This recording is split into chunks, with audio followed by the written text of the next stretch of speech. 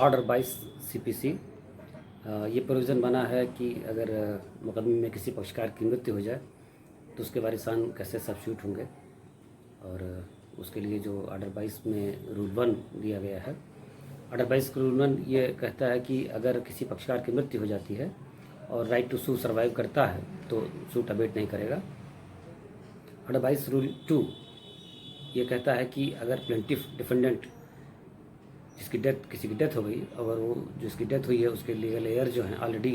वो मुकदमे में पक्षकार हैं, तो जिसकी डेथ हुई है उसके डेथ के बाबत एक एप्लीकेशन पड़ेगी कि वो प्लेंटिफ या डिफेंडेंट जिसकी डेथ हुई है उसका नाम के आगे डिसीज्ड मृतक दर्ज कर दिया जाएगा और फिर सूट आगे प्रोसीड कर जाएगा। ऑर्डर 22 रूल 3 ये कहता है कि अगर प्लेंटिफ की डेथ हो जाती है और उसके जो लीगल एयर है वो ऑलरेडी मुकदमे में पक्षकार नहीं है, तो एक एप्लीकेशन जो उनके लीगल एयर हैं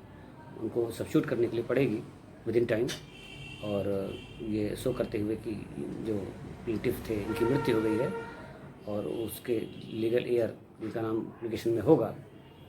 विद एफिडेविट, और वो कोर्ट ऑर्डर करेगी ऑर्डर 22 रूल 3 में, तो वो जो जिसकी प्लेंटिफ जिसकी डेथ हुई है उनके नाम के आगे मृतक दर्ज करके उनके वारिसान को उनके स्थान पर सब्स्टिट्यूट कर दिया जाएगा। ऑर्डर 22 रूल 4 डिफेंडेंट की डेथ के बारे में है। ऑर्डर 22 रूल 4 का सब रूल 1 ये कहता है कि डिफेंडेंट की डेथ होती है अगर और उसके लीगल एयर ऑलरेडी पक्षकार मुकदमा में नहीं है, तो ऐसी दशा में इसके बाबत भी एक एप्लीकेशन पड़ेगी डिफेंडेंट की कि डिफेंडेंट नंबर, अगर कई डिफेंडेंट है तो डिफेंडेंट नंबर जो भी होगा उसकी डेथ इस तारीख को हो गई है और उनके नाम के आगे मृतक दर्ज कर दिया जाए, उनके जो लीगल एयर है उनका नाम दिया जाएगा, उनको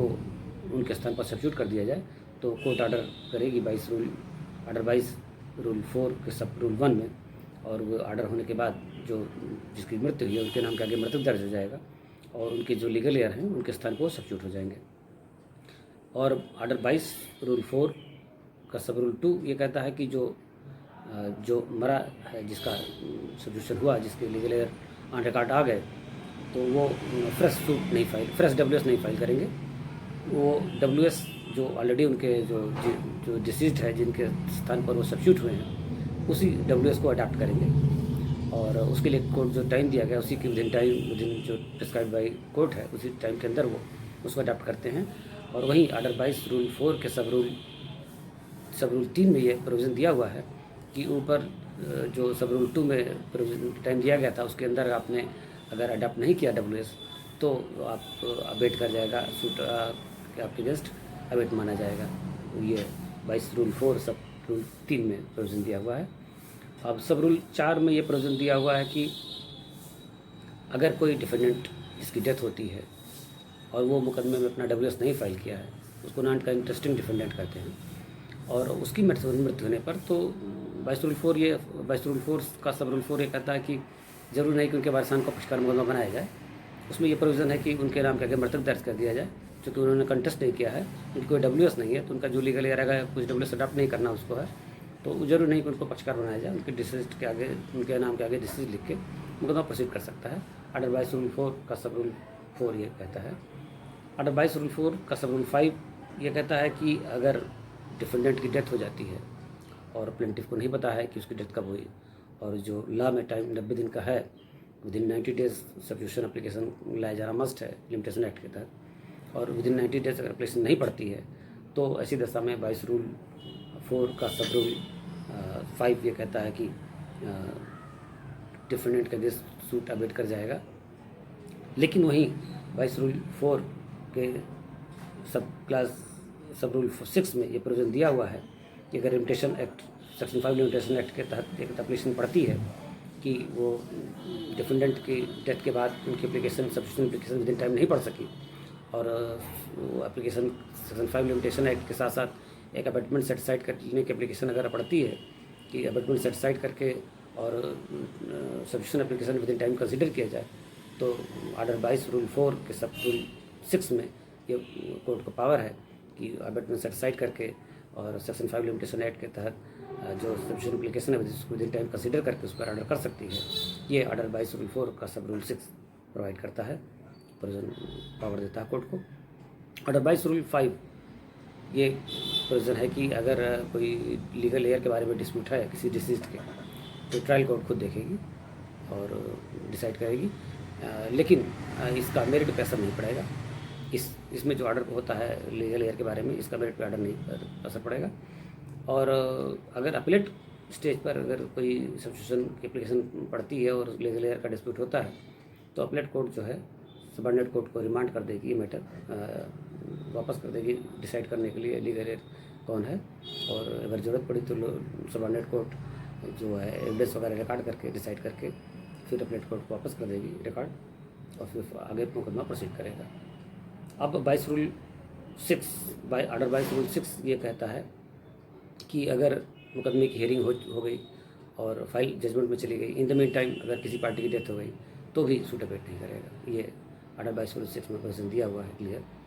और ऑर्डर 22 रूल 7 में ये प्रोविज़न दिया हुआ है कि अगर किसी पार्टी की शादी कर लेती है, कोई पार्टी अनमैरिड है पार्टी प्लेंटिफ डिफेंडेंट, और स्टेटस बदल जाती है और वो मुकदमे के दौरान शादी कर लेती है, तो भी सूट अबेट नहीं करेगा।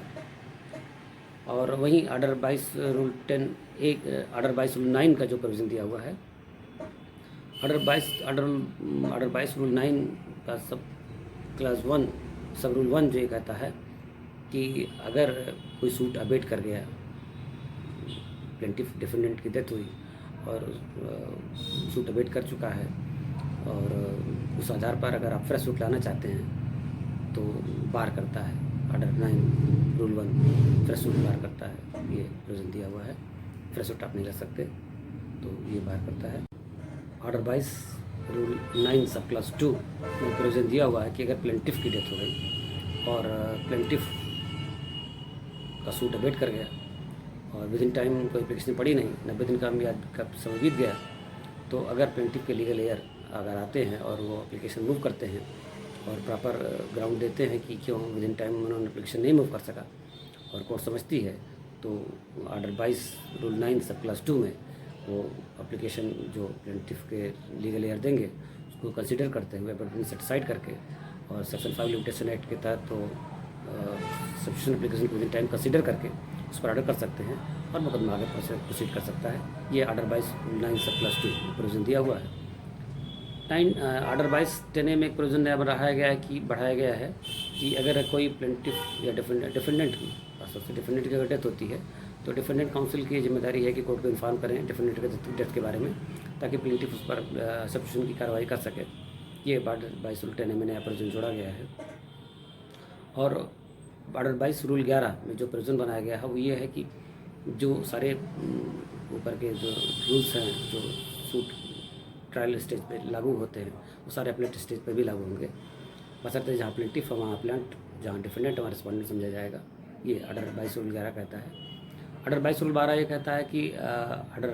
22 के जो रूल 3, 4 और 8 हैं, ये एक्सक्यूशन प्रोसीडिंग पे अप्लाई नहीं करते हैं। ये टोटल ऑर्डर 22 का प्रोविज़न है, जो CPC का बहुत इंपॉर्टेंट ऑर्डर है और काफ़ी ट्रायल के दौरान अक्सर इसकी आवश्यकता पड़ती है।